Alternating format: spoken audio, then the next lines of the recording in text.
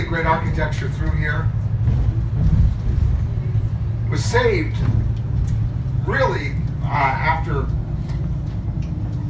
in the mid-60s, one of the mansions over here on the right was torn down, replaced with a relatively nondescript apartment building. Nothing particularly wrong with it, but it doesn't fit. And that's when the neighborhood association got landmark status declared and really saved the Back Bay.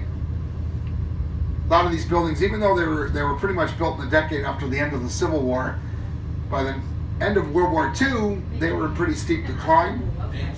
When my father got discharged from the Navy, my parents bought their first house one block over.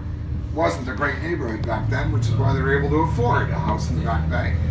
I wish they hadn't sold it when they bought their second house, though. It's worth a lot more today.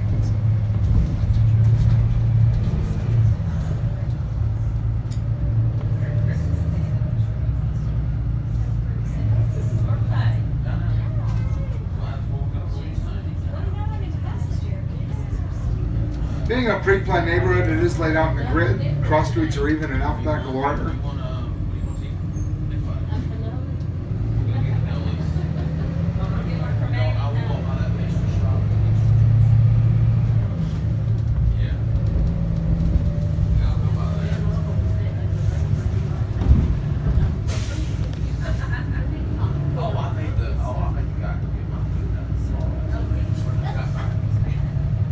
Every year, the editors of the dictionary kind of decide if there's any new words that should be added to the dictionary.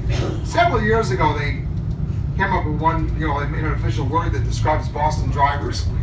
I won't say it, but it's first syllable is short for Massachusetts, second syllable rhymes in this poll here. And that's a real word now. This year, they added hangry. If you're ornery because you're hungry, you can say you're hangry. They also added goat, G-O-A-T, as in greatest of all time, as in Tom Brady, who used to live right there on the right. That was Tom's house with a wreath on the door. The Patriots lost the Super Bowl this time. I heard Tom's wife, Giselle, she was so upset, she locked herself in the bedroom and ate an entire spoonful of Ben & Jerry's ice cream. It's starting to look like they're not going to get back this year either. I know you don't care.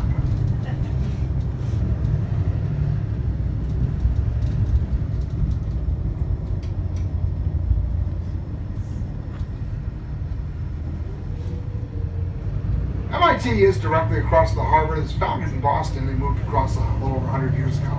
But there's a taller building over here to the right, as you can kind of see. MIT students are famous for pranks known as hacks that require a great deal of engineering sophistication and savvy to pull off.